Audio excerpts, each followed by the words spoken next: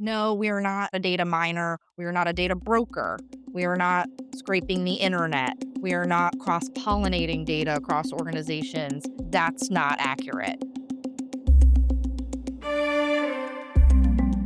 Hello and welcome to One Decision. I'm Christina Ruffini, joined, of course, by my co-host this week, Sir Richard Dearlove. And in today's episode, we're going to be talking about Palantir. Yes, that Palantir, the Silicon Valley outlier, data mining behemoth, and conspiracy theorist favorite new boogeyman. So today's guest is Lauren Penneys. She's the SVP for all things government, and boy, is that a lot of things. $1.9 billion in U.S. contracts since 2008, including about a $30 million deal with ICE that critics argue is helping create an Amazon Prime for deportations.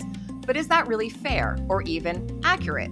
From its deep-cut Lord of the Rings-inspired names to its newfound association with the Trump administration, we're going to ask all the questions Reddit and Twitter have been throwing around for a year, plus some ones that, actually took some research. Lauren, thank you so much for joining us. We both really appreciate you coming on today.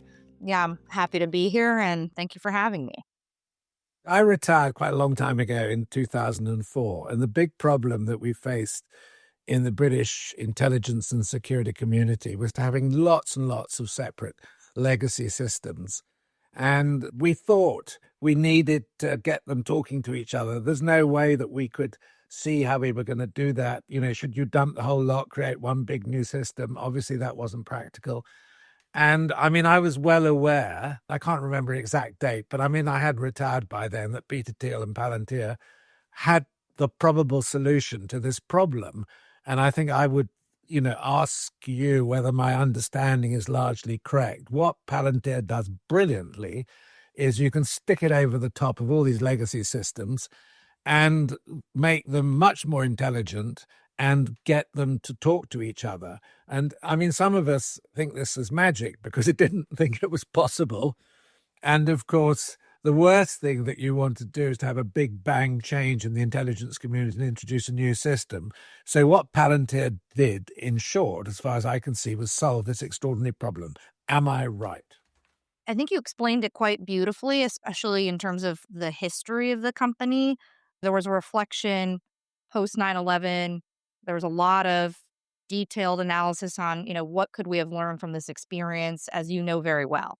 And one of those key issues was, how do we make data available of any scale, type, size, while also respecting privacy and civil liberties? And I think, to your point, there was, I think, an understanding at the time that that just wasn't possible.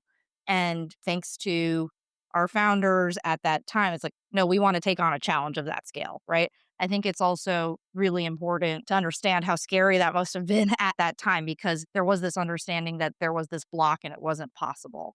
The things I would maybe add on to what you said are, we've evolved a fair amount since then. I think there are a couple of things that continue to serve us well. One is, we started in the intelligence community. We started in the most exquisite of problem spaces, and that continues to bear fruit for us, not just in the government space, but across the world in terms of the private sector. I think the next thing that I'm excited to chat with you all about at some point is, we've actually now made it such that the software and the ability to work in this kind of beautiful combination of securing your data while being able to operationalize it means that we can bring all of these next generation companies to the government, to some of these problem statements. So there's all sorts of technical ways we support other companies entering. And I think that's also just been the next generation of where we want to go.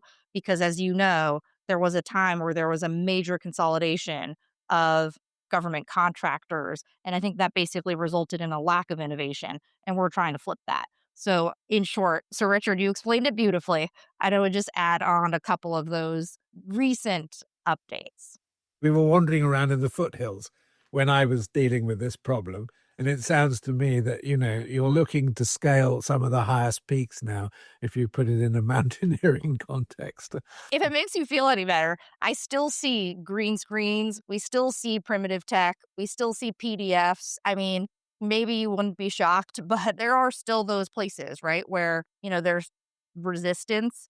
But I think it's true that for places where we've been able to work at scale, we're able to just what you said, right? It doesn't mean you have to sunset 50 systems right away. We're able to basically apply that modern technology layer on top of some of these legacy data sets and legacy systems, kind of meet people where they are while not starving, our most important workers, war fighters, public health professionals, et cetera, diplomats, for actually accessing this type of technologies.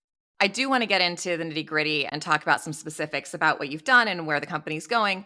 But for perspective, I want to zoom out a little bit because Palantir was kind of the oddball tech company for a while until recently. It was like not cool in Silicon Valley to have much to do with the government, to want to work with the government. But the opposite is now true. And you're seeing all these tech leaders try really hard to ingratiate themselves to this administration.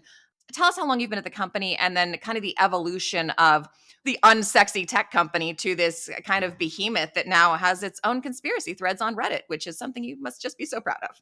Well, as a tired mom, I don't go deep in the Reddit threads, I have to admit. Yes, we were deeply uncool. We were contrarian, and I think we still continue to be in our approach to the world, but it is incredible to see the success. I mean, I've been at the company a bit over 11 years. So when I joined, first of all, no one could pronounce Palantir. No one had a clue what it meant. That was very common. When we started, there were, I think, a few things that were not maybe widely held. There was no concept of defense tech as a big Silicon Valley thing. There are things that I think still hold true. I would highlight are one, we've always been in support of the West. We've always been in support of the US and its allies, always. Day one, right? Started in the intelligence community. We then branched out into Department of War, federal law enforcement. This is where we actually learned. This is where we worked with users. It's the heart and soul, right? It's the heartbeat of our company, even as our commercial sector grows. I think the other thing that comes up a fair amount, I would still say is very, very important today is, it's not an organization, nor is it a technology that shies away from complicated and complex environments, whether that's technical, right? Whether you're trying to collaborate cross network, cross country, cross organization. These are complicated technical problems, all the way through just kind of like state of the world. I think the third thing, Sham, our CTO, calls it an artist colony. And I think it's true. This is an artist colony that we operate with extreme urgency. I think to the extent we talk about some of the organizations we partner with and how we start working with them, it's often because they're in crisis, right? Something horrific has happened. An agent was killed. The pandemic hits. There's no room for error. And I think that kind of orientation of like, we're waking up in a fight. We're not here just to make money. That's just the spirit of how we operate. And I actually think it's almost like inextricably linked to how the software works, if that makes any sense. I still think all of that is true today. Of course, the scale with which we operate, the number of users who actually log into Palantir to do their job is many, many, many X'd over. Our voice, carries a different weight, right? All of that is true. But the approach to the world, I think, is still somewhat the same. I don't think there's a company that I can think of in the West that's had a bigger and more positive impact on national security, because what you've done is pull together the diversity and complexity of a modern democratic security structure and make it, let's say, fully adapt it to the world of data in a way that no one else has seemed to have had the conceptual approach. I mean, I'm not aware of any other company that's done this in the same space to the same extent. So you really changed the life of organizations like GCHQ, NSA in particular, the big data collectors, but I mean also the operational intelligence and security services. I'm not trying to flatter you, but it seems to me that, the reputation you've earned, the sinister reputation, is completely misplaced because people don't really understand what the achievements of Palantir are. Thank you for sharing that perspective.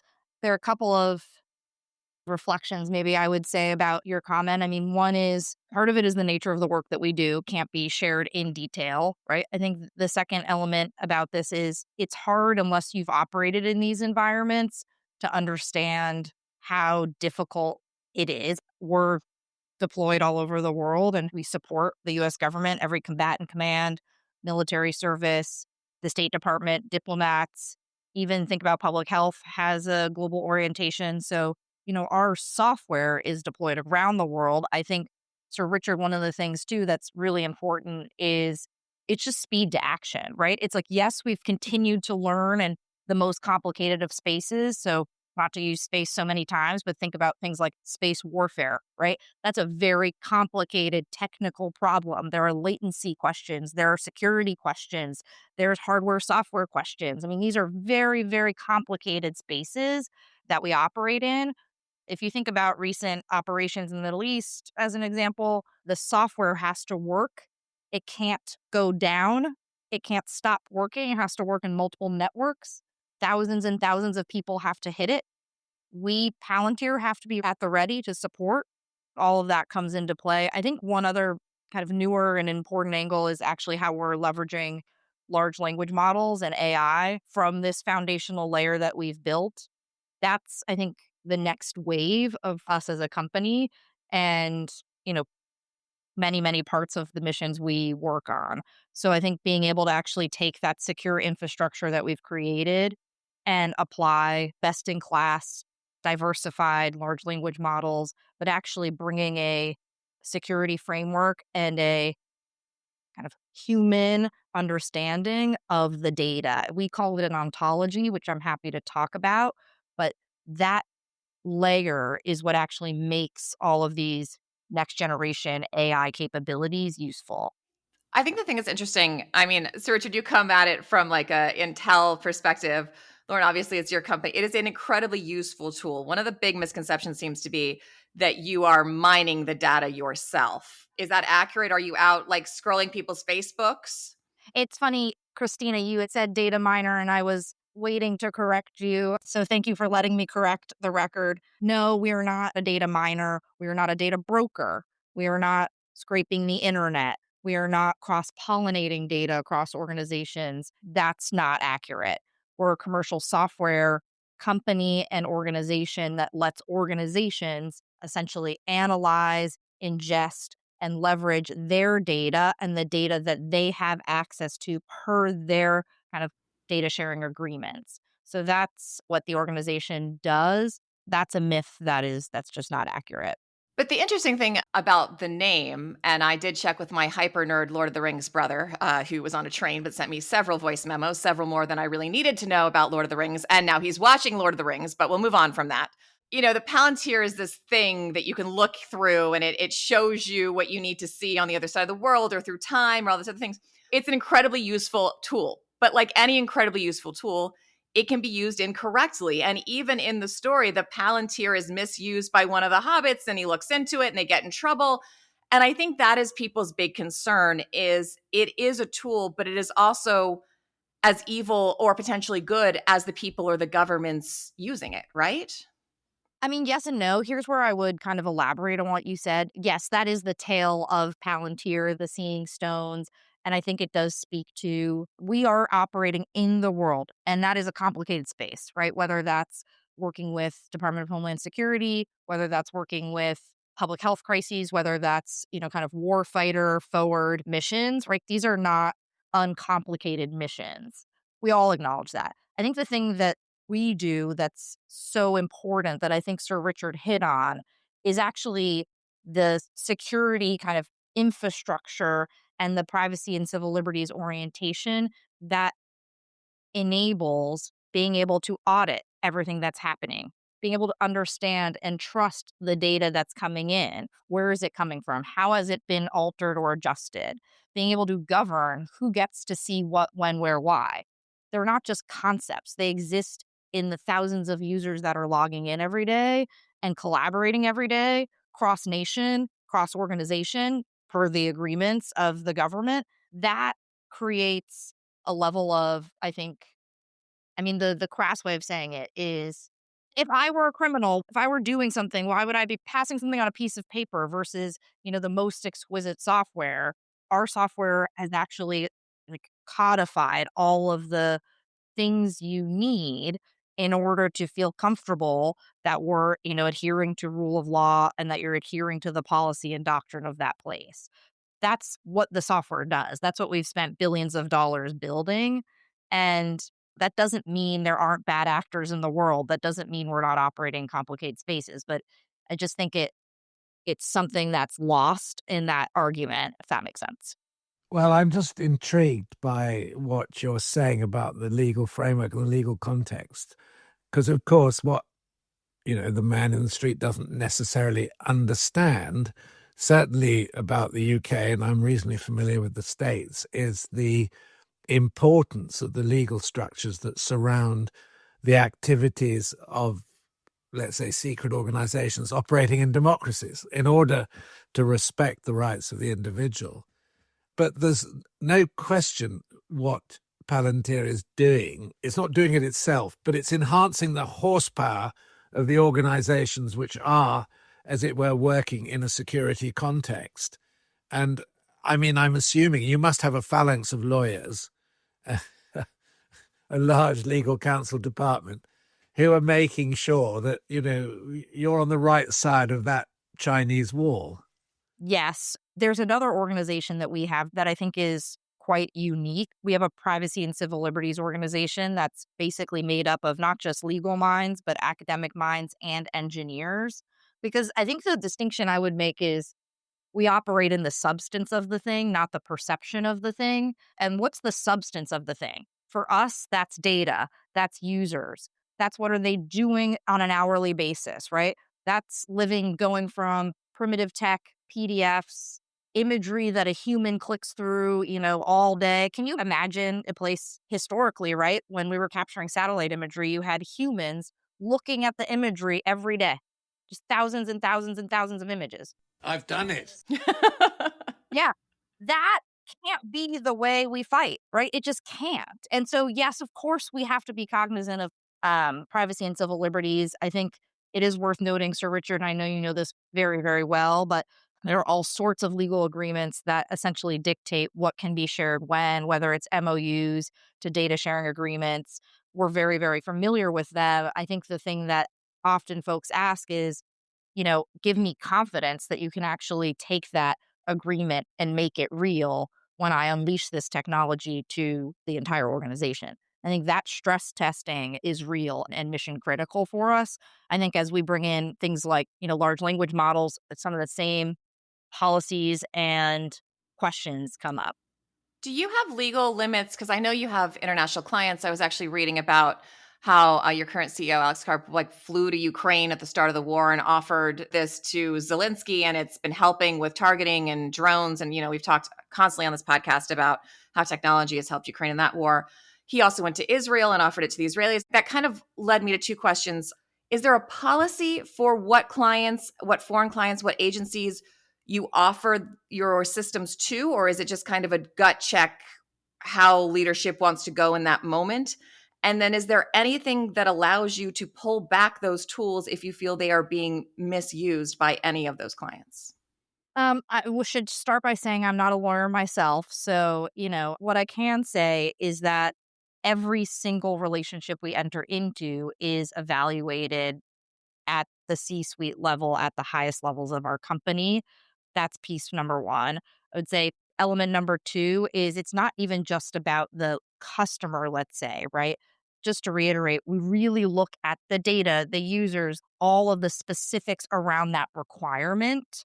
And I think that's really, really important. The final thing I would say, and, again, not a lawyer, but at least in the federal space, of course, we have optionality to constantly re-engage and reevaluate contractually. Of course, we do. That exists. And I think it's kind of a side pivot. One of the things I was reflecting on lately is I actually think in the US, this new drive towards efficiency and cost effectiveness has actually done the same on behalf of our government partners. In the past, it was, I think, this concept of once you start working with the government, you're never going to be fired. You're going to work there for 50 years, 3 generations later, and that kind of a thing. What's the saying? The road goes on forever and the party never ends. That kind of concept. There's been a major, major shakeup of late in terms of not just even at a substance level. Are you delivering impact to the world? Have you hit your milestones? Why are you 50% over cost, right? So I think it's been an interesting flip. Our government partners are actually now looking to us and looking to other companies and saying, are you hitting the mark? I think that's refreshing and a good thing. But yes, we have all sorts of ways to both reinvestigate our scope of work and to, of course, exit relationships should that be, the decision. Are there customers you've said no to? Are there agencies you've declined to work with? I'll share a couple of places where we've either de-invested or kind of like aren't prioritizing at the moment. We have not prioritized investing at the state and local level. Those are very complicated places in terms of mission impact. It's also at, different scale. So that's been a place where we've worked in the past there and have, said this isn't the place for us at the moment. Inside the federal space, there are moments where we say no. The flavor of that falls into a couple of categories. And one flavor of that is, especially as we've gotten bigger, a lot of people ask, how have we grown? Mostly it's through referral. And people, move around and say, you really need to look at this company that shows up day one. The other version is the version I shared, right? Crisis moments, aviation safety, the pandemic, major operations, agents being killed, major crisis moments. And you guys really got a boost during the pandemic, right? Because that was data that you were able to sort through and sift through and kind of get faster than anybody else. That's the first time I really remember seeing your name and hearing about the company. It's around the era when we went public, so that's also probably why. I just will make one adjustment to the language, which is the government or the users are the experts inside our customer base or our partner base. So in that instance, it's not Palantir, hand jamming, doing the analysis. It's actually enabling all of the epidemiologists in that case or public health workers to do their job better. And I think that distinction is super important because that's actually one, how the software learns and gets how we learn, how we are constantly upgrading and adding capability. And two, that's why I think we've become the company we've become because we're not sitting in a, separate building doing the work for you like a consultant. So it just would make that change. I think the pandemic work is a really good example that we can speak to where it involved coordination across every state, local, tribal nation cross government agencies, cross country. This is also obviously sensitive data. You're having to make all sorts of decisions, right? Where to move things around, hospital capacity, how to report at a very senior leader level, all the way down to the specific decisions, working with the private sector. So you can just imagine how complicated a problem like that is. And that's where we thrive in that kind of high use, high mission, multi party engagement, so to speak. One of the areas I understand where you will have or are beginning to have a terrific impact in the UK is in the National Health Service. Because, there you have this massive disintegration of IT systems which have not been speaking to each other.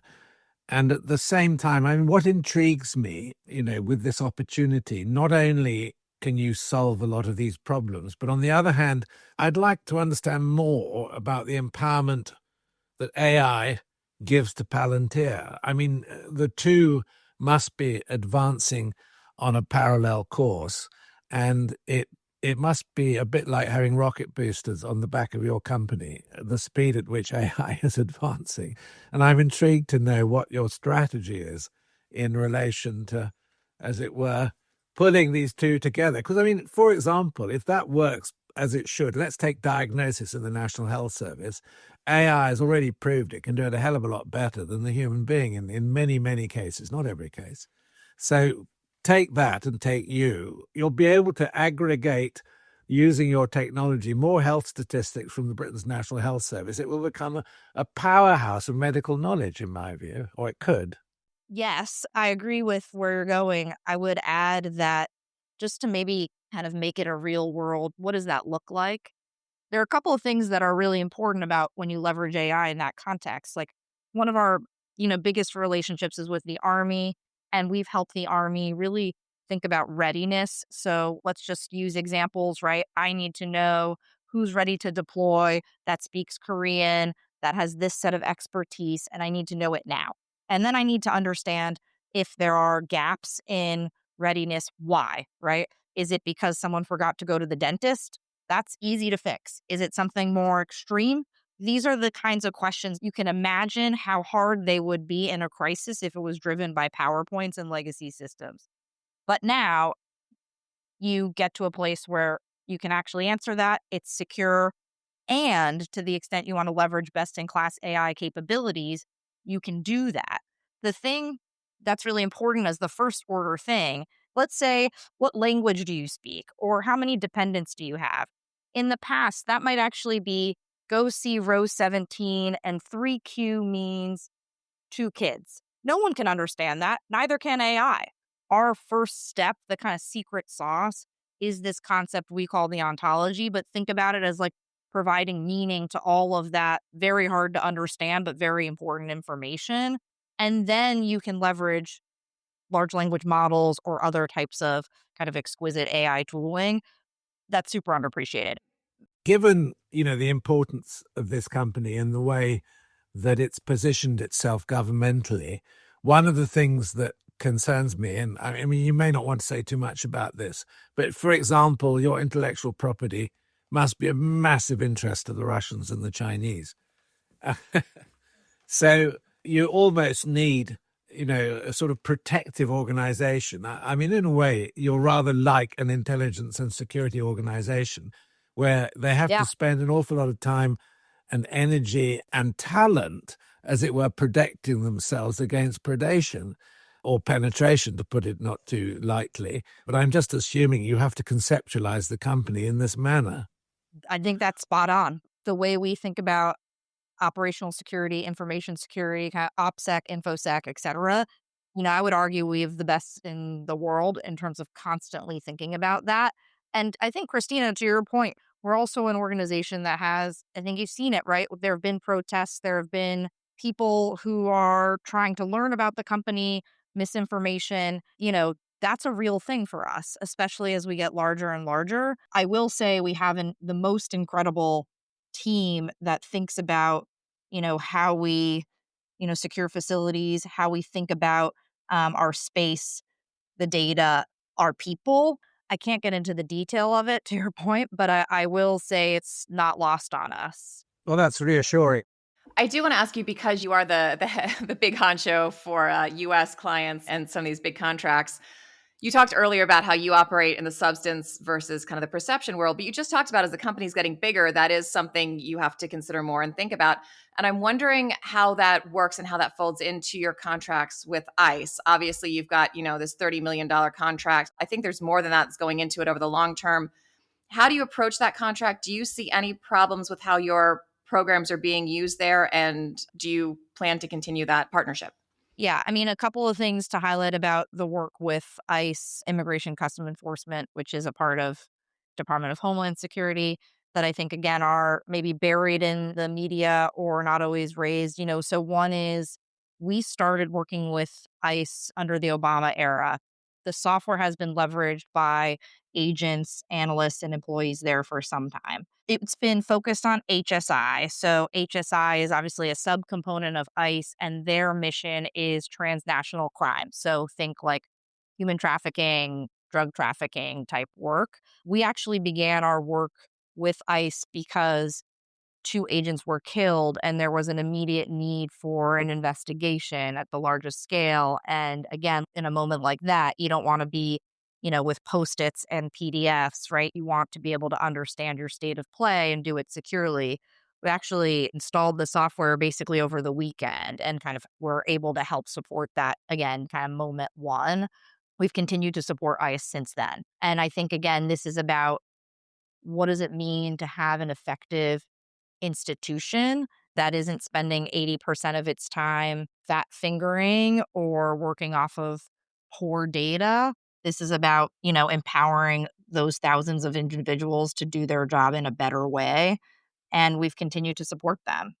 But when you have like the ICE director coming out and saying things like, we want to create an Amazon Prime for deportation, and your company is so closely associated with that agency, does that sometimes create a problem? And how do you navigate things like that? If your argument is we're helping people do the best version of their job, and the best version of their job maybe isn't happening, what do you do about that?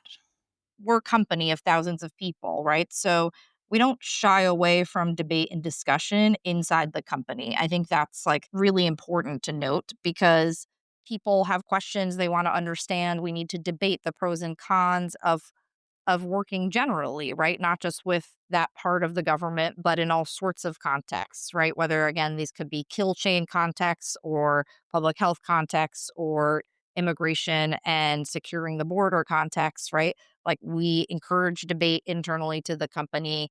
We actually embed our privacy and civil liberties teams into the way we operate, into the account teams to make sure that we are adhering to the spirit of the contract, the way the software is set up, all of the principles I've already talked about, being able to audit the data, govern the data. We have 3 levels of access control. So who can see what, when, where, why.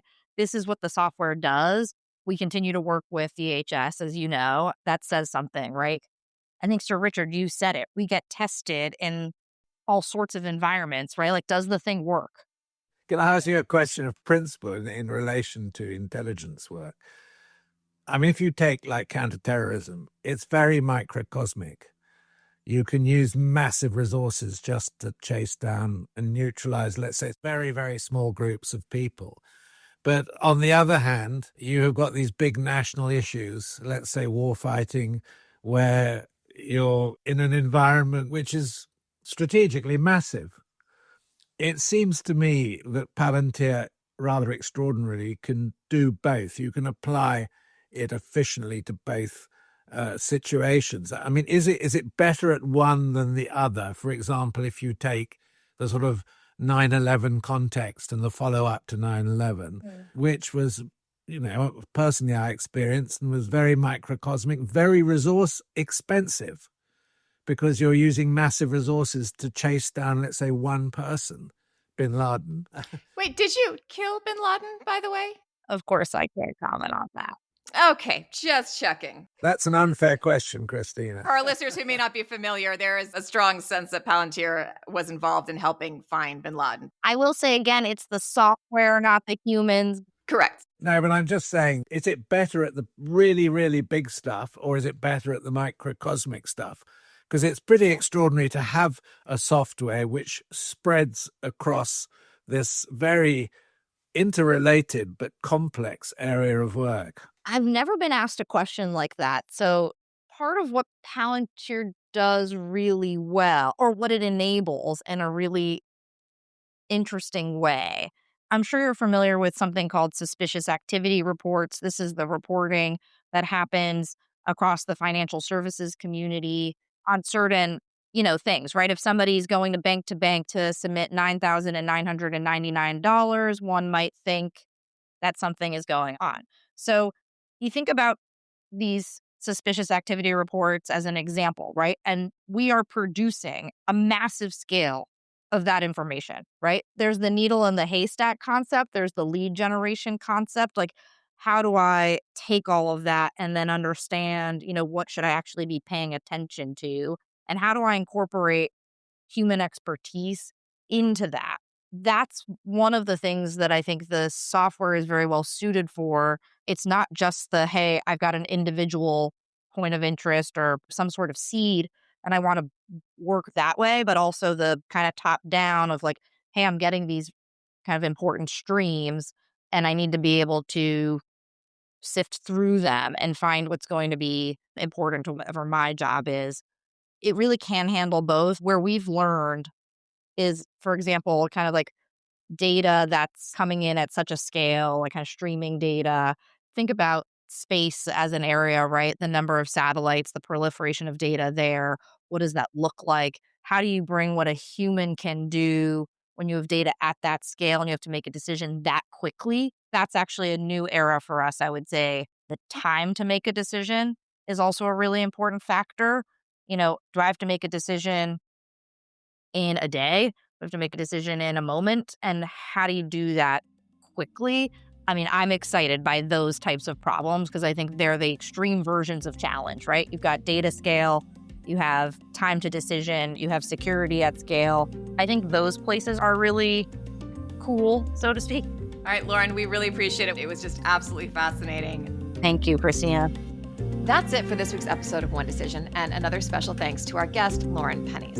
One Decision is headed to Warsaw, Poland next week. We're an official media partner of the Warsaw Security Forum, and we're going to be talking to all kinds of world leaders. We're going to have exclusive interviews, live streaming discussions, and all kinds of content. So please stay tuned to the feed and also follow our channels on social and our YouTube, and stay tuned for special announcements. We'll see you there. I'm Christina Ruffini. Thanks for listening.